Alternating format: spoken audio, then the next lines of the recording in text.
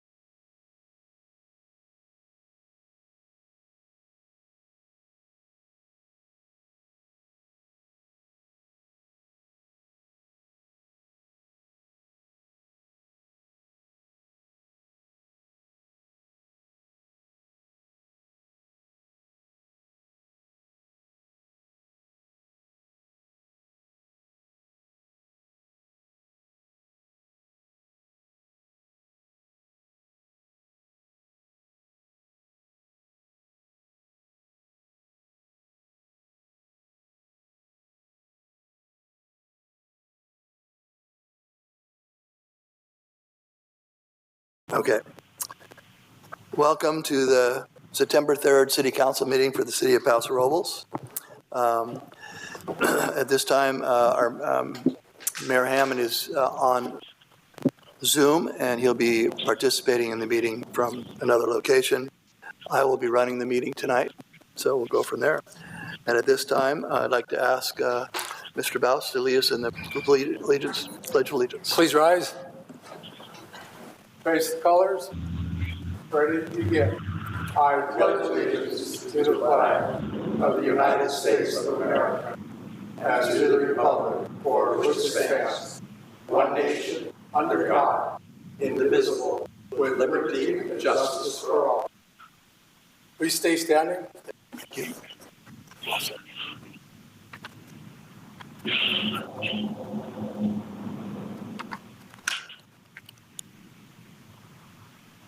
Father, we thank you for our elected leaders, Mayor Hammond, councilpersons Bosch, Strong, and Roden, and Mayor Pro Tem Gregory.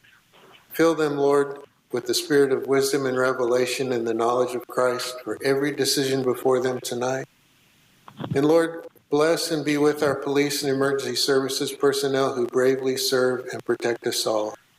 Give your grace to our city's manager and staff to supply them with all that they need to manage and care for the many needs in our city. And Lord, we ask your continued blessing upon Paso Robles while remembering your words. Peace I leave with you, my peace I give to you. Not as the world gives do I give to you. Father, may the peace of your Son be upon our city. And we ask all of this in the glorious name of your Son, Father, in Jesus' name. Amen. Amen. Thank you, Pastor Sheehan. Roll call, please. Councilmember Bausch? Here. Councilmember Roden? Here. Councilmember Strong? Here. Mayor Pro Tem Gregory? Here. Mayor Hammond? On remote, here. Staff introductions, please. Melissa Boyer, joined by Mary Sponholtz, Deputy City Clerk, and Randall Wright, IT Technician. Warren Frace, Community Development Director. Christopher Lucko, Utilities Director.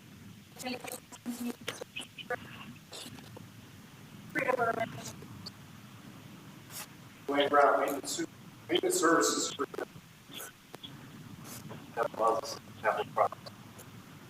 David York, Police Chief. Brian Brunel, Administrative Services Director. Fort Manager Mark Scandal.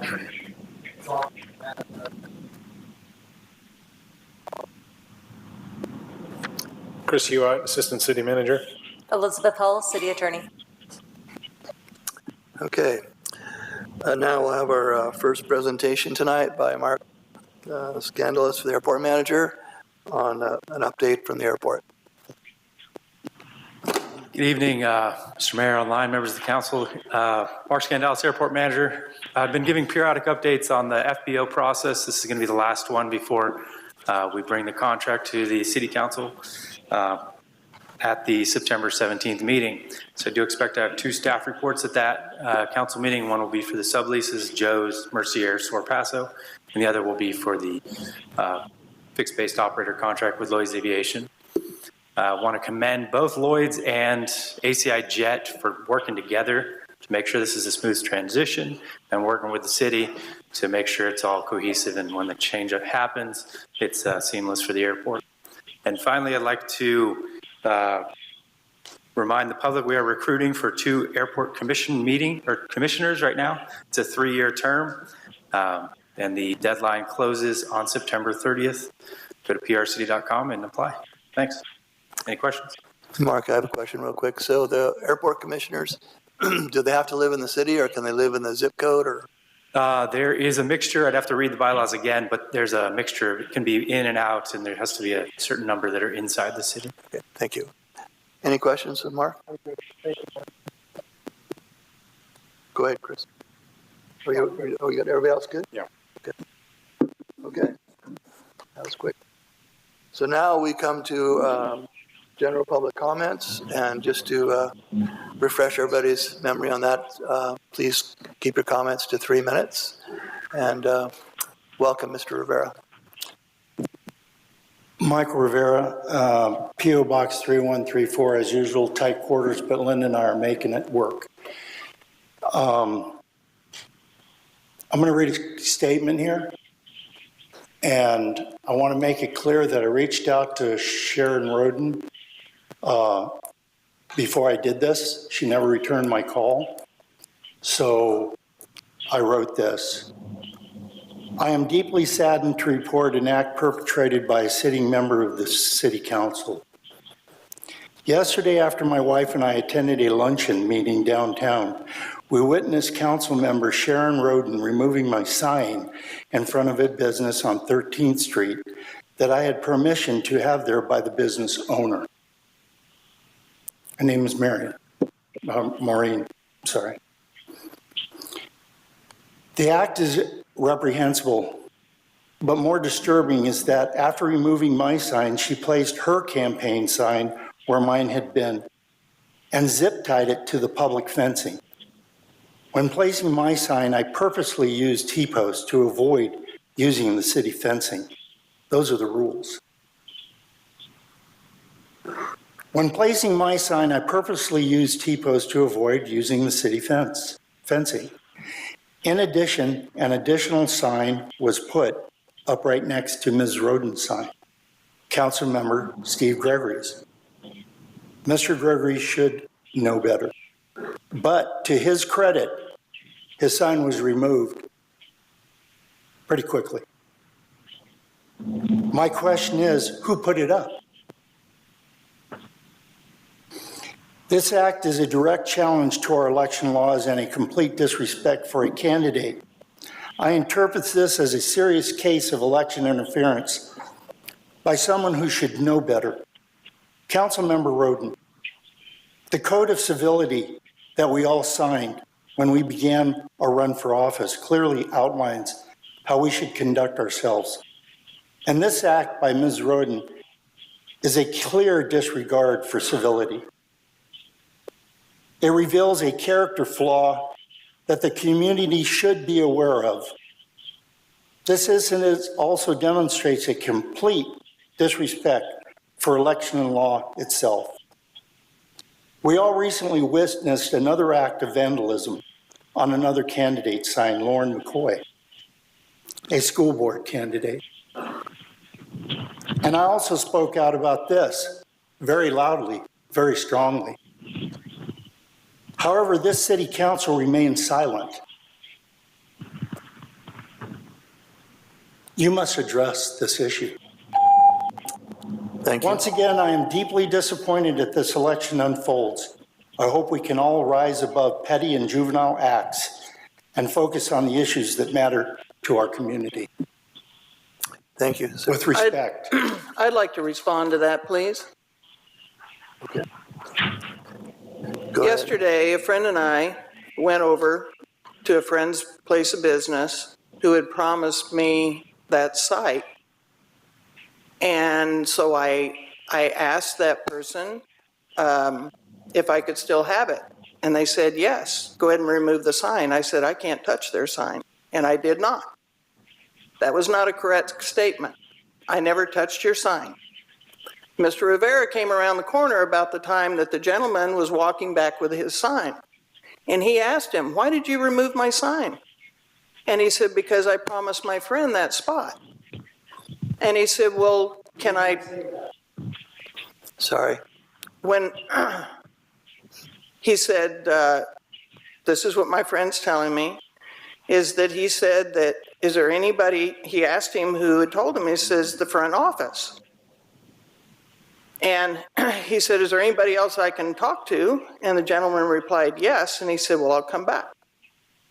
He didn't know he was talking to the owner. That's not true. So Sorry. I never touched his sign. To say so is a complete untruth. And you can laugh all you want, Mr. Rivera, but it's not the first time you've done this. Okay, let's order, please.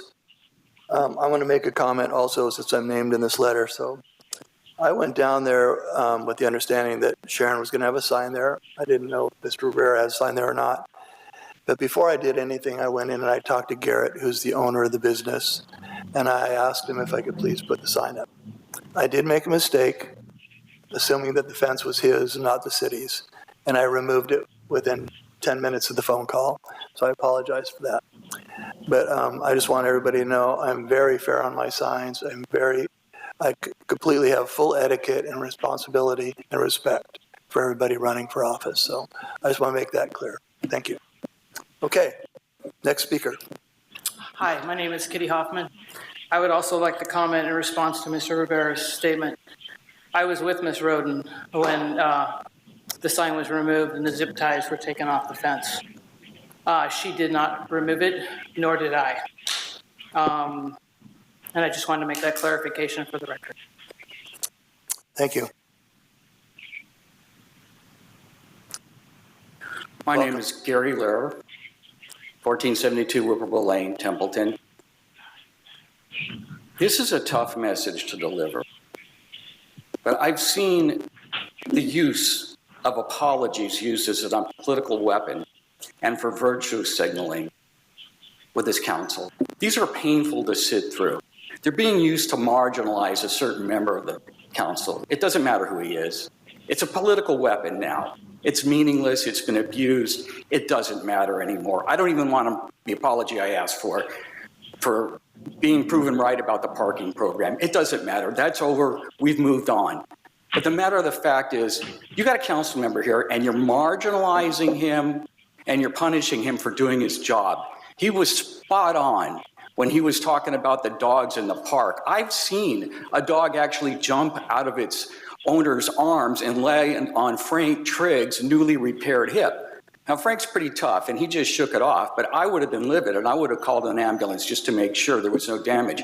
And then I find out, and I'm like, I'm just one person in the universe. I don't want to know this, because if I know this, I'm going to have to speak out. But somebody I know, and they use of their finger is an integral part of their occupation. Now, their finger's never going to be the same. She was with her dog at Barney Schwartz on July 4th, with her dog on a leash, 2 dogs off leash accosted her dog. Her dog bolted and pulled on the leash so hard, her finger was completely broken. And this is a person who relies largely on their livelihood. Not completely, I gotta be totally honest with you. She'll be fine. But the point is that when this council person was going through a very hard line of questioning, that's his job. You don't take anything for granted today. We had a person picked out to be our kid's babysitter, and raised by a great Christian family. I read in the newspaper, she's in the slammer for child abuse. I mean, nobody gets a pass anymore today. And the point is that it's your job to ask the hard questions. It's your job to do the research. Nobody on the council should hinder anybody else from any line of inquiry. And they should never apologize. If you feel an apology is warranted, go to that person and discuss it with them. And I'm just sorry. I wanted to be done with this last December when I said I just want to settle the parking. I want to go back to supervisorial issues, and school board, which was my calling in life before I got involved here. And I hope to do that again soon. But please be civil to each other and don't use apologies as a political weapon. And I recently wrote a very sincere apology to someone, and I hope that they understand my apology was extremely sincere. Thank you. Thank you, sir. Welcome. Hi, Michelle Nelson. Welcome back. Thanks for having me back. I was here on the parking issue way back when. And it's been brought to my attention that now we're adding pet sitting with overnight stays to the Paso Robles zoning code. Why are we getting into the pet sitting business, folks? Let's not do this. We have noise ordinances. If they're being responsible, no one's complaining. Why is it being added? That is all. Thank you.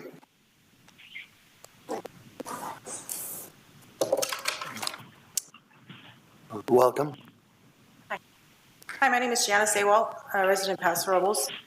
Okay. Good evening, everyone. I'm here again to protest against the home occupation pet sitting matter. I'm here to explain my thoughts and experiences regarding this matter to avoid potential problems. As you know, people have pets for various reasons. In all of my 22 years with working with dogs, I feel that compassion, knowledge, and experience is a key to a professional pet sitter. Through the years as a volunteer for Second Chance Cocker Rescue, it has made me realize all the needs that should be considered before introducing a new dog into a home. All these challenges have prepared me to open up my own business as Pet Nanny Paso. There are many factors to consider when pet sitting, such as space, temperament, personalities, as I had discussed in the formal letter that was submitted. There are many reasons for the need for pet sitting. Obviously, I'm not able to address every single issue and every individual scenario that could occur. That would be unrealistic. A large portion of my customers are tourists. Based on my 5-star reviews on Yelp, Google, and Rover websites, I have connected with customers all over the U.S. who have visited our town. Local hotels, B&Bs have also sent customers my way. These are typically tourists that have come through town to attend special events such as Censario, Venerables, wine tastings, weddings, and etc. With my business, I am able to provide an intimate, one-on-one experience, accommodating their needs and providing clients with flexible hours and rates. Building that relationship and connecting with pets has allowed me to establish repeat customers and promote tourism for the community. Pet sitting can include shorter visits for those dining, wine tasting, medical appointments, and etc. And overnight stays for those on vacations, weddings, long-term facility care, and home remodeling, and etc. Due to the fact that I work as a one-on-one man operation and do not use kennels or restraints during the duration of the stay, I tend to be selective with my clients in order to provide a positive, peaceful environment, and an effort to maintain respect for our neighborhoods and the community overall.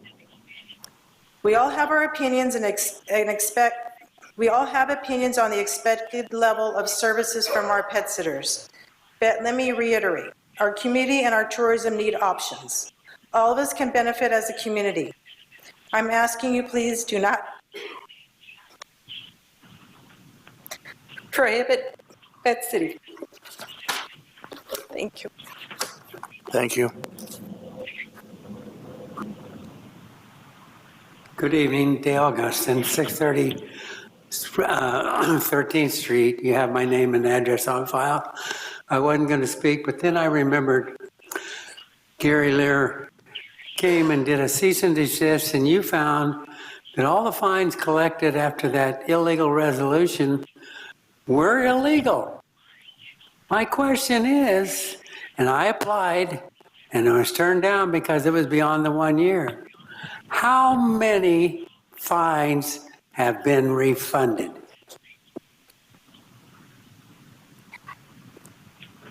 Thank you. Welcome, Ms. George. Hi, I am not prepared tonight. So Linda George, 3126 Spring Street. So how did Compassionate Cleanup Day go? It went good. What was really funny about it, I want to remind the council and people in the audience, I have worked for the government for 30 years. I've worked with the homeless for 30 years, and they dry snitched you all. They told me how somebody from the council, they would not tell me male or female, made sure that that black oak corner was cleared out before my date.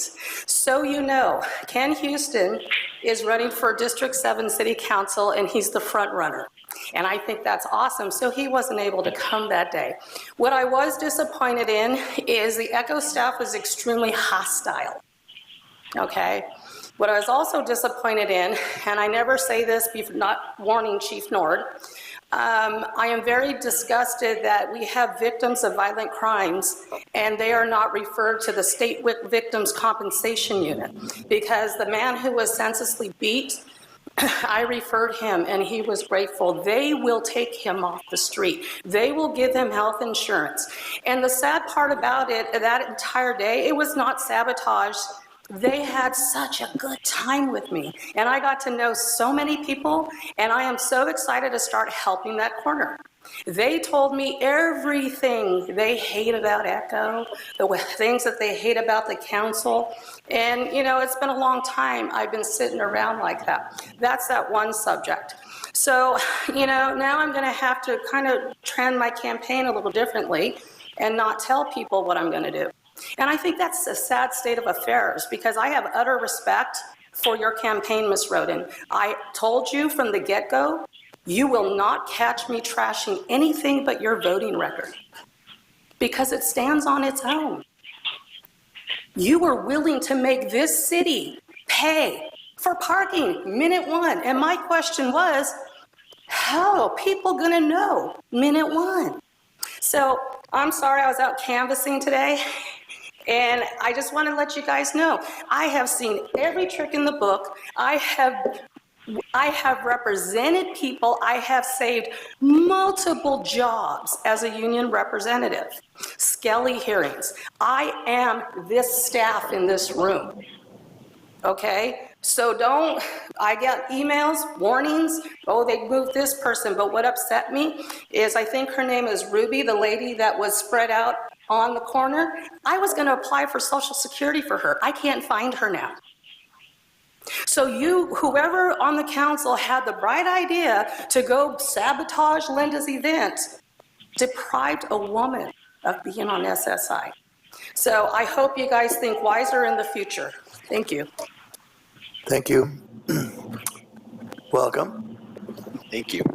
Good evening, Austin Solheim. I'm the Director of Development for El Camino Homeless Organization, or ECHO. First and foremost, I just wanted to come up and say thank you to the City Council and the community for the amazing opportunity to work here, to be a part of our community. Together, we have helped 164 individuals and families as of today in 2024 find stable housing in our community. And I just wanted to say thank you for the opportunity to provide that service to so many folks. We have a wonderful relationship with the city, with Paso PD, doing outreach efforts, coordinating, working together, doing cleanups on Black Oak Drive, and I'm just grateful for the opportunity to be here, to be a part of this community and contribute to getting people back into stable housing. I also wanted to come up and share that ECHO has an upcoming fundraiser, and I would just like to invite anyone that would like to participate. It is in Atascadero, so please offer me some grace, but it does support both of our campuses. It's our 13th annual Long Walk Home that we do at our Atascadero campus, and it's an awareness march that we do through the heart of town just in support. There is a barbecue after. There are tickets available on our website, and I will put a flyer on the back there too. So if anyone is interested, we'd just love to have you there. The last thing that I want to just come up and say is just to any of our current elected officials and to anyone that is running, I encourage you to reach out. If you want to know more about ECHO, I would absolutely love to host you for a tour, to have you on our site. When people do show up and my staff is worried about any political campaigns or anything, they do try to reach out to me, and if I can, I try to come out. But with so much going on in our elected and so much going on in November, I wish everyone the best of luck, but ECHO does remain neutral in all of those elections. But that does not mean that we don't want to take you, host you, have you come out, and that is not just for our elected and for those that are running. This is also true to any city staff, to our police, to our fire, to our emergency services, and to anyone in our community. If anyone would like to come and see what we are doing on Black Oak Drive at ECHO, I would love to host you for a tour.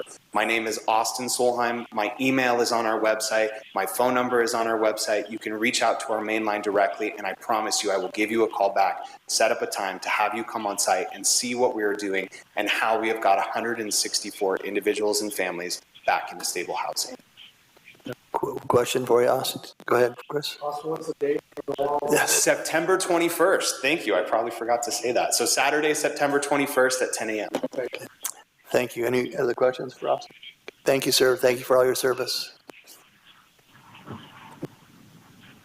Hi, my name is Linda Rivera. 3134 is my P.O. box. I just wanted to say to Ms. Roden, I was there too.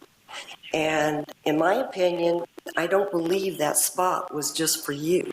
You could have put your sign anywhere around there. As a matter of fact, he did mention to us that your sign was a little too big.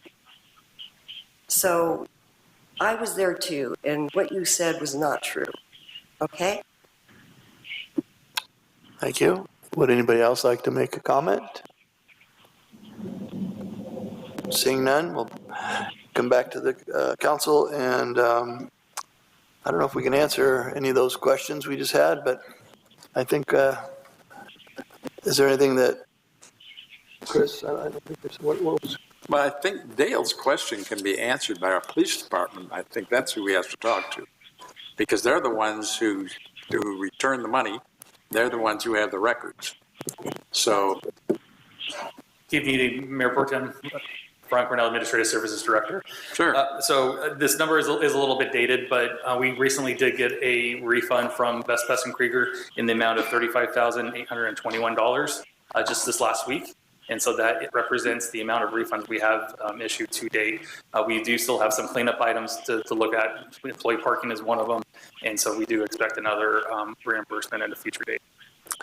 So Ryan, you also returned another $27,000 for the senior permits, is that correct? Correct, that sounds about right. And then about a month ago, we did say in public comment the updated amounts at that time as well. So, very good. Thank you.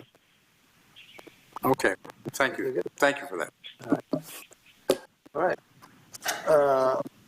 So we'll move on to our Assistant City Manager.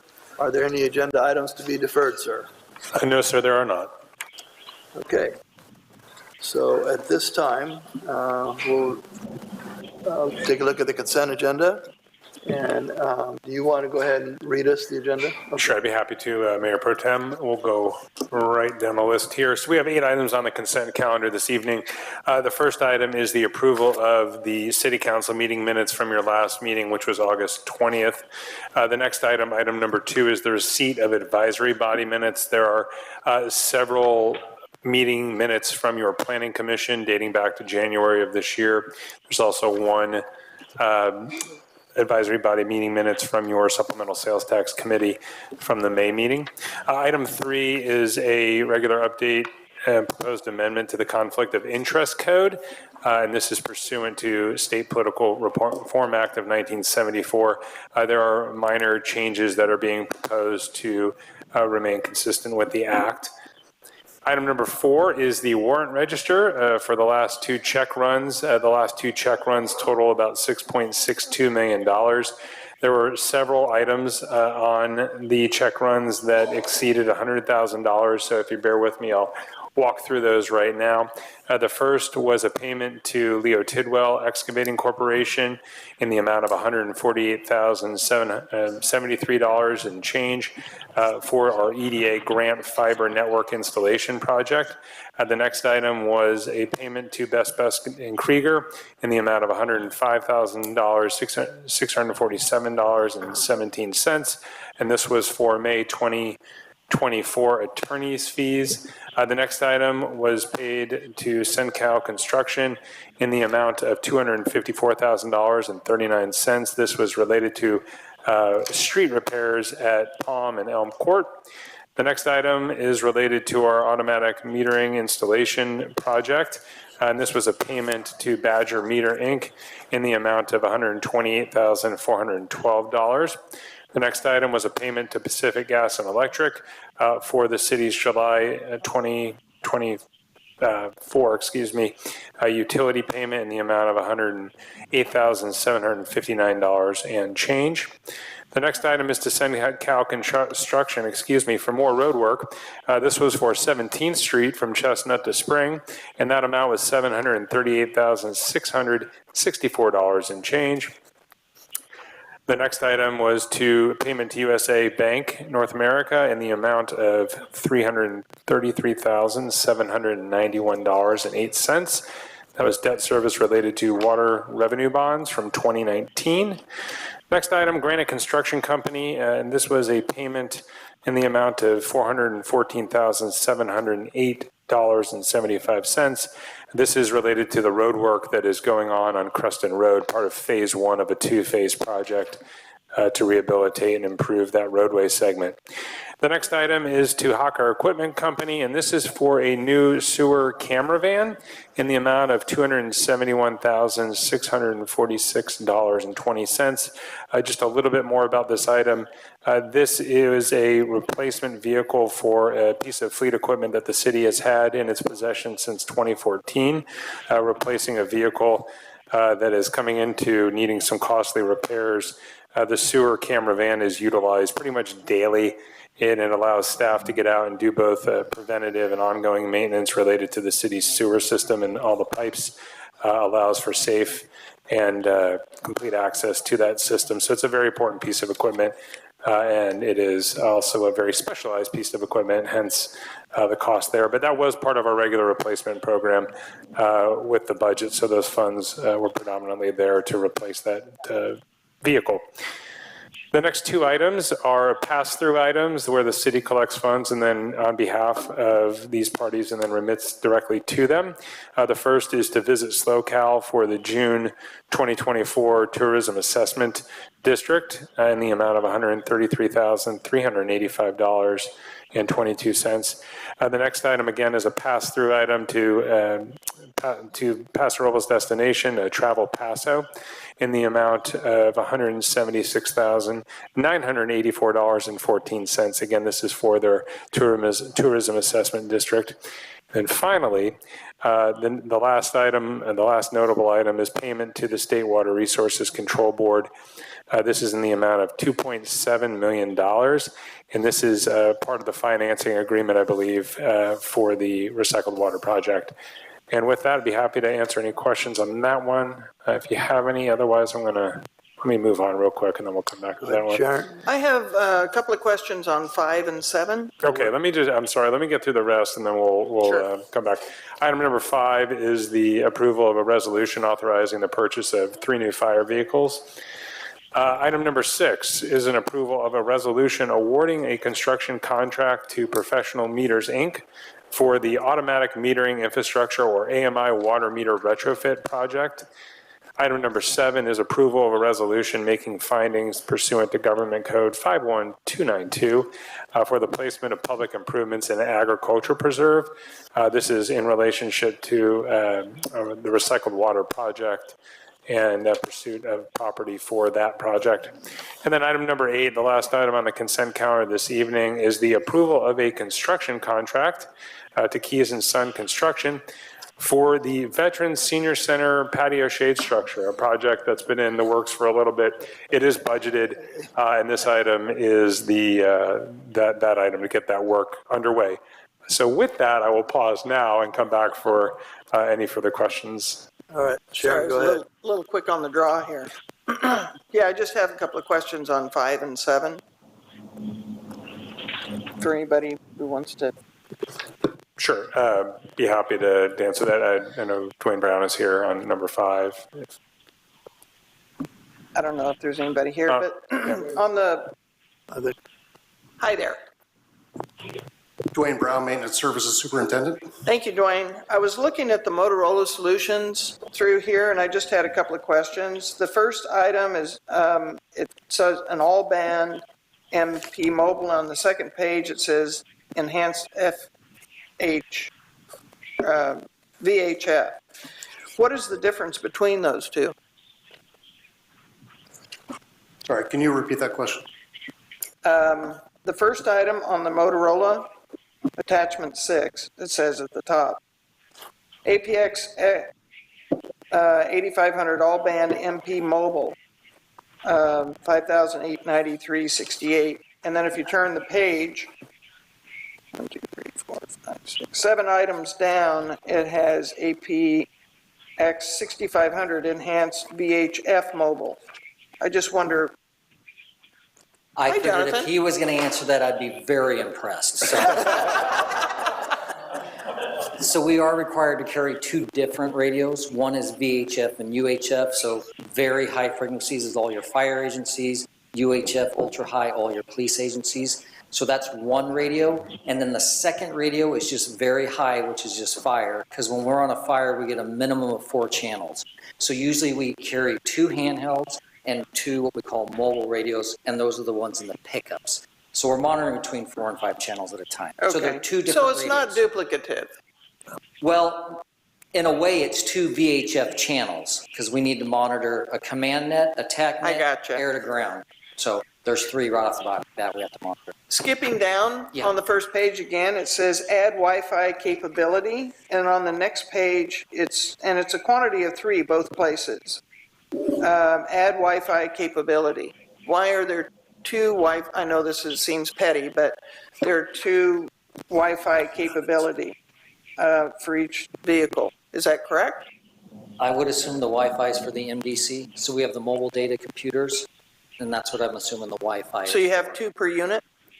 We have 1 computer per unit. No, I mean 2, it says Wi-Fi, there are 3 Wi-Fi compatibility on page 1, and then it's on the next page, it has the same item number and description and price for add Wi-Fi compatibility.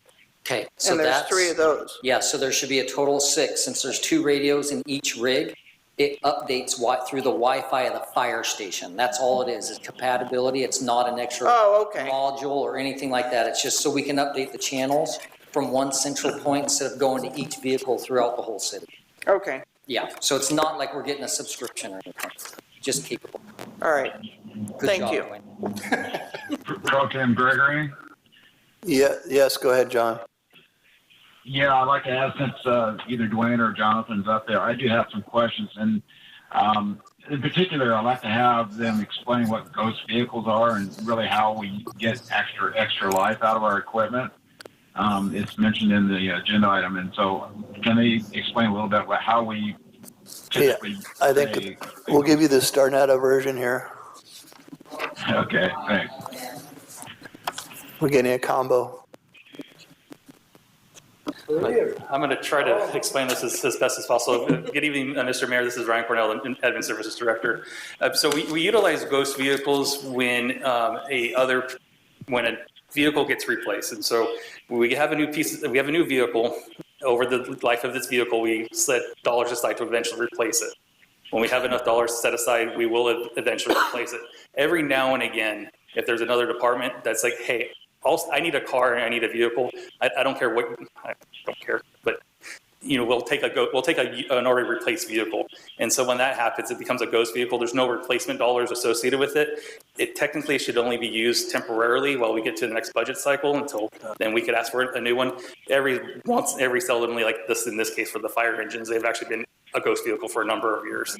And so we're finally at a point in time where we need to get a vehicle for the training officer, and we're kind of picking back the other 2 vehicles that kind of have been sitting there since 2009. Is that what the term? Yeah, and it looks like... I'm sorry? Is that where the term give up goes? I'm not sure. I have another question. We have John. Do you still allocate funds for maintenance for the ghost? Correct. Yes, we do. So, John, did that answer your question, or you need more info? Yeah, pretty much, Pro Tem Gregory. I was just trying to point out how basically the different departments utilize our equipment as much as they can before it really needs to be replaced. And I know they do that, so maybe the public didn't. And then the question, maybe since Ryan's up there, when we are every year putting money away to replace vehicles, are we keeping up with the actual increase in costs on the vehicles, or what kind of percentage do we actually have at the time of end of life, so to speak, for that vehicle? It's a very interesting question. So beginning on additions to the fleet in 2018 and forward, we've been putting a 3% escalator each year over year. So some of the older stuff are kind of behind the 8 ball, but our mechanism is we make up the shortfall of the prior year replacement in the next year's life cycle. So it's going to be paying back what went negative, and then it's eventually future replacement. So it's very aggressive to try to keep pace with it. Unfortunately, I don't have enough years in to know where we're tracking on that, but can't predict the future. Okay. Yeah, that's what I was trying to say. Basically, we are putting money back to replace these, so it's not a big hit, especially this, I think it's 500, the big ladder truck that we got ordered and still 3 or 4 years out. Will we have enough money at that point to pay for it from these kind of reserves? Yes. Ryan's nodding his head, yes. Very good. Any other questions, John? Is that it? No, I'm good on 5. Okay. Sharon, are you all done? On 5, yeah. Chris? I did have one question. It's kind of a redundant question, but on the checks that were written for the truck, for the sewer truck, for all the electronics, do we re-get new electronics on that truck as well for the truck that goes and troubleshoots all the sewer problems? Sorry, Chris, I didn't mean to catch you off guard there, Christopher. Could you repeat that question? Yeah, so we purchased a new truck for all the electronics for looking at the sewer. Mm-hmm. Did we use some of the electronics, or did we get all new electronics? It's a full replacement. So it's a full replacement. Okay. Because that technology had to be 10 years old, right? Yeah. So, okay, that was my question. Thank you. So no other questions from the council? At this time, we'll open it up. Oh. On 7, but not on, I'm done with 5. Okay, 7. Go ahead. How many acres are being acquired for that tank site? The recycled water tank site is just under 1 acre. That's the fee purchase portion. And then we also have some other additional easements. So for a long pipeline, those sorts of things, we have easement purchase. So you're buying just 1 acre and it's in the Williamson Act? That's correct. The property, the larger property is within. No, my question is, are we going to own that site? Yes, that is. So you're going to do a lot line adjustment? That will be. I didn't think you could have anything less than 60 acres or 80 acres, is it, in the Williamson Act? Or are you taking it out of the Williamson Act? That's the latter. You're taking it out? Our direction is to take it out of the. Okay.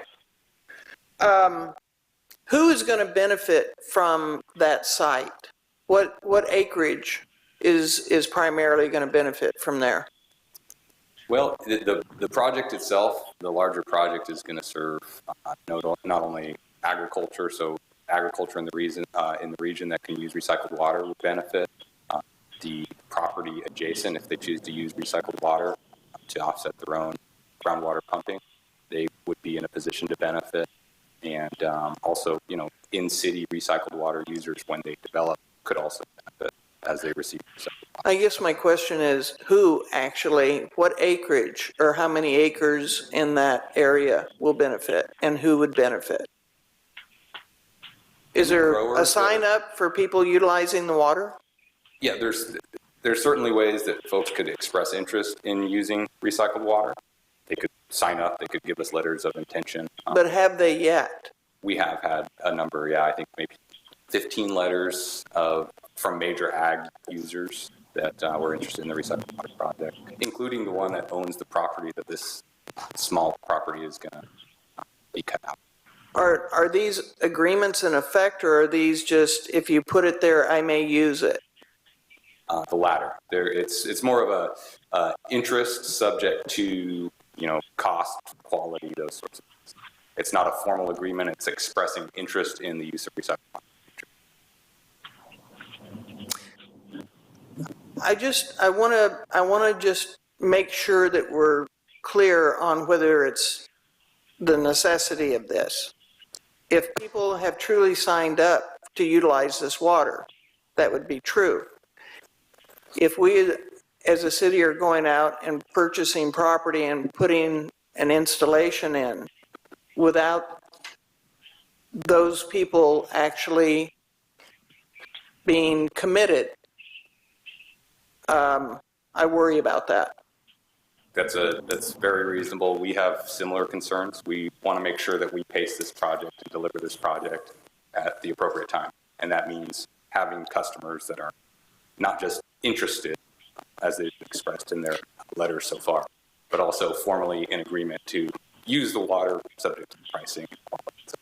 But specifically what you're asking here is the ability to purchase that acreage only, not for any other systems applied. That's correct. This is specifically for the recycled water system, and the particular characteristics of that site are important to the design of the recycled And I do understand that. Okay. Yeah, just because of the topography. it feeds off in a lot of different directions. Okay. I don't have any problem with just, if we're just talking about purchasing the site for a future project. That's what we're talking about, right? Yes, the A action, potential future project. correct. The action this evening isn't for purchase of it. It's to make specific findings that will support our future purchase. Okay. Anybody else? Pro Tem Gregory? Yeah, go ahead, John. I'd like, since Kirk is up there real quick, I did have a quick question on 6, and that is the so we're moving infrastructure, water. Item 6. Yeah, item 6, Kirk's up there. Kirk Gonzalez is going to be answering that one. So I was just asking him, since he's there, on this water meter retrofit project, what's the time of completion? This is almost nearly 1.5 million coming out of the water fund to upgrade all of our water meters to an automated system. But I'm curious, how long will this take for that company to perform the work? Yes, if we're able to award here in September, we're expecting to start the work sometime in October, potentially even starting to retrofit meters in that month, and then we expect to have it wrapped up by May of 2025. May of 2025, and will the meters automatically come online as they are being replaced? So we'll start getting the data then? That's correct. The meters, as they're converted or retrofitted, will be coming online in batches once the QA/QC process, the testing of the data pass through and handing off between systems is complete. Got it. Overall, I think this is going to save the city money over time, isn't it? I think I remember hearing this originally when we brought this to approval. But at any rate, I'm glad it's happening. That's all I had, Steve. All right. Thank you, John. And Christopher, go ahead. Christopher has a comment also. Just one clarification, Councilmember Roden. We are here tonight just asking you to make the findings necessary to make that offer, but we intend to, immediately get into negotiations with Vina Robles to secure that property. So we want to do the findings so that we can continue with the acquisition. Thank you. All right. No other questions of the council? Mr. Gustin. Yes, I don't know if you remember the Borky annexation, but I was very much involved in that because it was all in the Williams Act control. And so I know there can be penalties for taking it out of the Williams Act. So the benefit, I think, is going to be that we're not, I had a friend that was involved in the the rebuilding of the sewage plant and the reconstruction of the supplying of recycled water. And the end, if we don't sell that, it goes back into the river. It's a waste. So it's a good benefit to the city, as well as the agricultural people making use of that water instead of having to buy water from the city that is not recycled. It's bound to be cheaper for recycled than right out of the ground or out of the tap. The other thing is, my question that I posed earlier was not how much money was refunded, how many people got a refund after the illegal fines were imposed. I'd like an answer to that someday. So can we email that to Mr. Gustin? All right. Anybody else from the public on the consent agenda tonight that'd like to speak? Seeing none, we'll bring it back to the council for action or motions. Mr. Mayor? Yes, sir. Yes, I would like to move that we approve the consent agenda, the consent calendar items. Second. So 1 through 8? 1 through 8. Second. Any other discussion? No. Okay, so let's call for the question, please. Councilmember Strong? Aye. Councilmember Roden? Aye. Councilmember Bausch? Aye. Mayor Pro Tem Gregory? Aye. Mayor Hammond? Aye. Motion passes unanimously. Okay, thank you. At this time, we get to introduce our Assistant City Manager for a glowing City Manager report. And I will be very brief tonight. I did want to bring to the council and the public's attention, last week, we did get an update from Fitch Ratings, who upgraded the city's bond ratings for the general obligation bonds that the city has issued from AA to AA+. So that's a nice little tip of the cap to the council, the city, and our staff. Fitch looked at quite a variety of different financial information from the city and to make that determination. And so that's a nice little uptick there. We mentioned last time that we continue to see an uptick in police department recruiting. And I'm pleased to tell you that we I think are down to about 8 vacancies, and that includes those that are in the academy. So those are not officers on the street, but we're slowly chipping away at getting all of the police officer sworn positions filled, which is great. And then last item for this evening from me is just to let, again, the council and the community know that the pickleball court project is out on the street for bid for construction, and that will have bid openings later in October, and then we would return to the council soon after for consideration of that project. With that, that concludes my report this evening. Thank you. So I have an additional question for you, Mr. Hewitt. Can you give us a report on how your community attendees are working with learning all about the city? Oh, Academy? thank you. Yeah, I'd be happy to. So several weeks ago, we launched our first ever resident academy. This was a goal that the city council set for us in the current fiscal year. So we didn't really waste any time kicking that right off. And this is something that many other cities are doing. And the goal is to bring a small cohort of individuals together to do a deeper dive with city staff to learn more about what each department does, try to get beyond maybe what we can explain and discuss in these meetings, because we're doing a lot of business. So this is really a deep dive. So we've spent, I think, 2 hours the last 3 weeks with these individuals, and have gotten to dig into a lot of different city operations. Last week, we were able to take a tour of some different sites. This week, I think we're with the utilities department, going over all that they're doing. And then we have several more of these sessions. And we'll be concluding, I think, mid-September, and then we'll be recognizing those individuals here at a council meeting for the completion of that work. And then we're probably going to be kicking off another one next year. Time to be determined. We're hoping to get a lot of feedback on what we did right this time around, what can be improved once the cohort completes their academy. And then we'll start another one. So it's been, I think, very helpful for staff to be able to dig in with the individuals to really showcase what their staffs are doing, and maybe dispel some myths and other things that happen, I think, out there. It's been nice to be able to really dig in and be able to explain and discuss those things. So it's been a positive engagement. Yeah, I've heard some very nice comments from everybody in the academy. So thank you, sir, for that. So, Ms. Pro Tem Gregory? Yeah, John. Yeah, I think I'd like to take this second to commend Chris Huot, our Assistant City Manager. He was awarded a very prestigious credential the other day. International City County Management Association has given Chris the ICMA Credential Manager status, of which there are only 110 in California and 1,600 in the U.S. So congratulations to Chris Huot. He's definitely trying to make himself a better person as far as management in the city. I think he needs to be commended for that. Thank you, Mayor. It's much appreciated. And I appreciate the support of staff and all the council members. Thank you. So, John, since we can't see you, do you want to go first on council comments?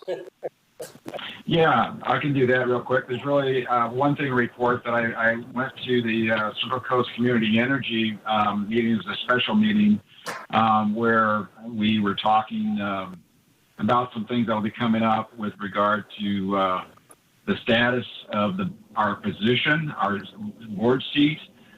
There's discussion from that group.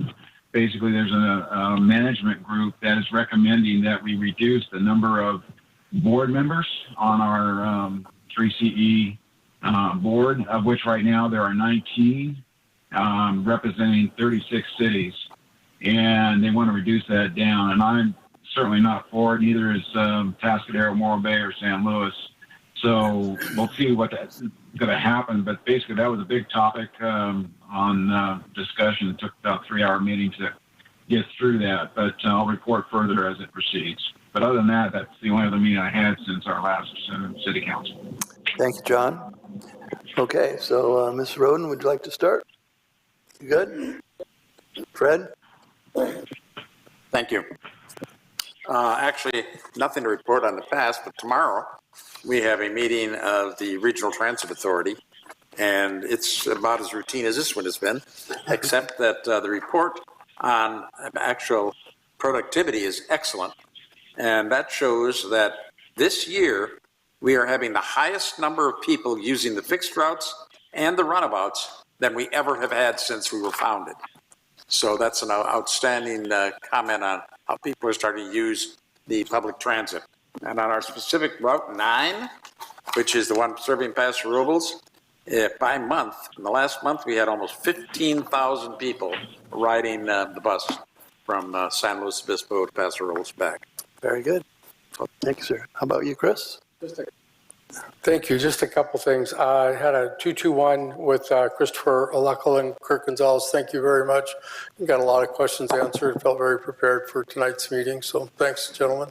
I did some JPIA training on Wednesday, the 28th.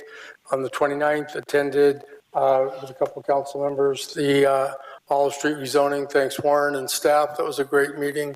Thanks to all the candidates too that showed up and all the citizens who showed up, asking some good questions, sharing their comments. That's really about all I have. Very good. And I'm going to also talk about the Olive zoning project. So first of all, I'd like to thank everybody who showed up, all the candidates and all the people. And I've had an extreme number of phone calls of people in fear of this project and concerned about the zoning project. And I think there's enough commentary for me, and Ms. Roden, you're not going to be allowed to say anything on this, or you, John, but I would like to put it on hold and bring it back to the next city council meeting, because in my feeling, I don't think we should go any further. I don't think we need to discuss it. And you guys are on the ad hoc, so we'd have to vote on that. Would you be okay with that, to bring it back, talk about? I think it ought to go forward to the ad hoc. Well, actually, I'm on the ad hoc, but because two of you were going to be there, I couldn't go there because we can't have 3 people at the meeting. So I didn't attend it for that reason. So you want to have That's a whole other issue. I think the ad hoc should be scheduled just to be warned of company on track. I agree. That would be my 2 cents. And all then right, when they're done, bring it back. Bring it back, because I think that's what I would. Yeah, there's a serious amount of concern in operation. Right, that makes sense. I'd like to agree to come up to So go ahead speed and on have it, that meeting. You want to do that first? With the ad hoc, yes. That's fine. And then, Warren, can I ask that, when would that ad hoc meeting be, do you think? We're still looking at dates. It'd probably be late September, October is probably when we'd be ready for that ad hoc. Okay, so one of my thoughts, Chris and Fred, was to keep the costs down, basically find out where we know today, and then come back and discuss it as a council. Very good. Yeah. Is that okay? I think it's reasonable. Okay, so we'll wait until we hear back from the ad hoc. Thank you.